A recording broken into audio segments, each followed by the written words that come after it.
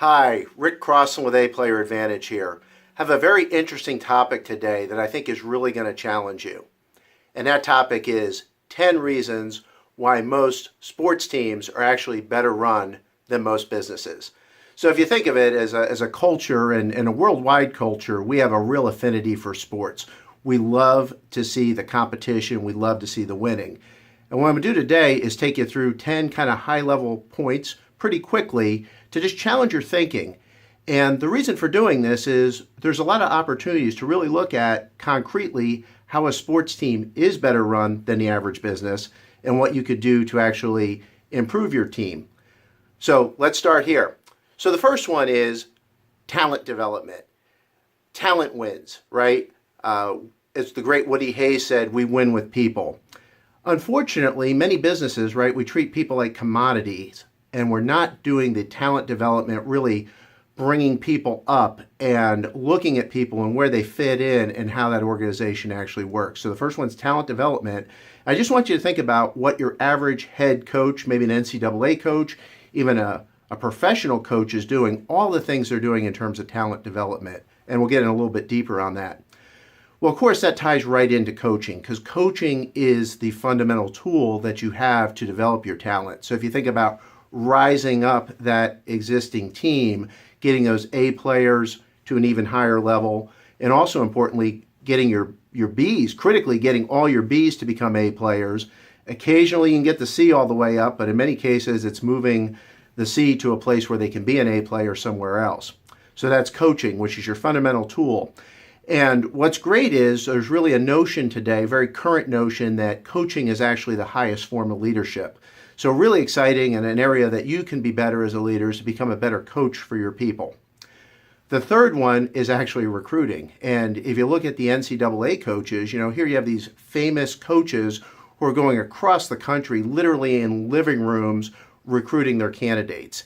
And in my work with CEOs and other executive leaders, most of them could get a lot better at not only becoming the CEO, but also the chief talent officer, and recruit as hard as you see those NCAA coaches, or even some professional coaches who are going to schools to recruit for, say, the NFL rank. The fourth one is they actually have playbooks. So they systematize their businesses. And if you look at the average business, we do not have documented systems in it. The great businesses have playbooks. They have ways to sell product. They have ways to market product. They have certainly deep ways to produce consistent product and services.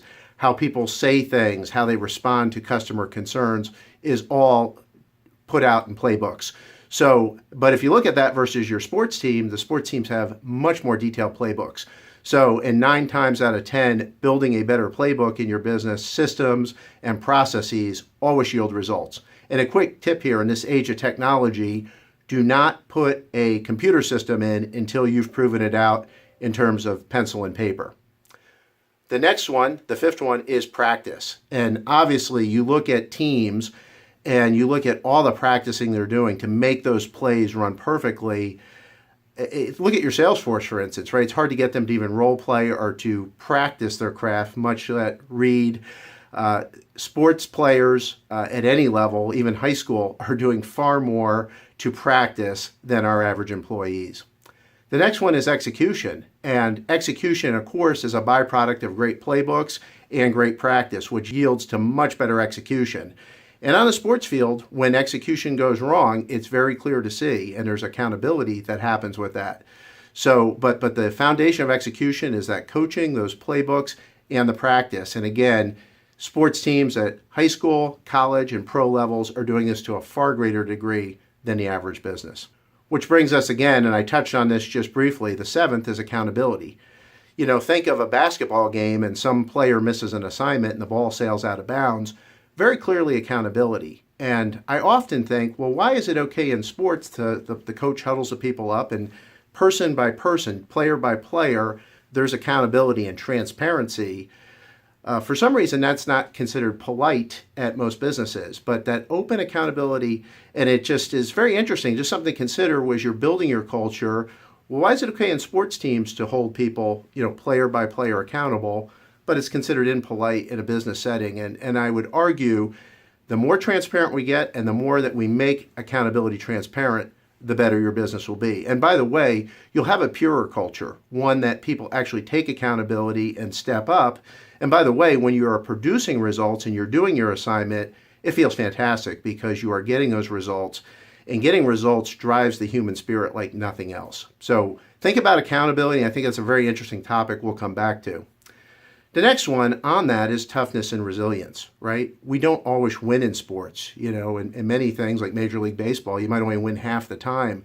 So, and some of those failures are dramatic, right? Getting blown out in a 20-point game, but those players are resilient. They're tough. They dust themselves off. They have to literally get back in the arena.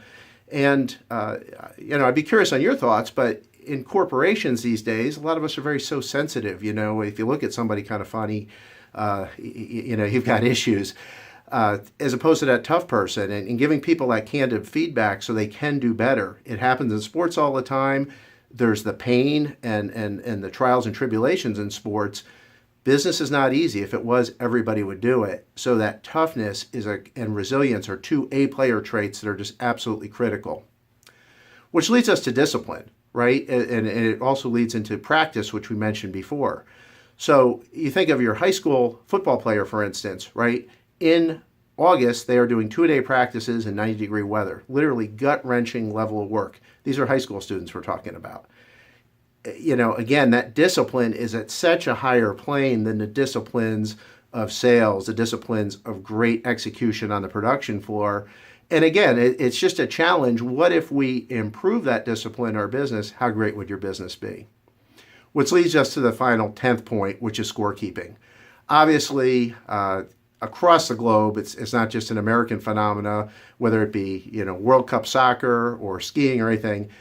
In sports, not only are we keeping the score, but there are rich statistics that document a player's performance, the team's performance, far greater than the average business. So I would challenge you to improve your scorekeeping just like a sports team does and look at those key drivers. Look at those lead measures that drive lag measures, first downs in football leading to touchdowns, and really understanding all those and really dig into the facts and data, and the numbers don't lie. And get your team really focused on what the score is, both on a lead measure perspective and a lag measure. So I'm Rick Crossland, and again, this topic today was just to really challenge your thought process, and I'd be really curious to get your thoughts. But the way we recommend that you run a culture is very much like a sports team, and all those 10 principles we just talked about.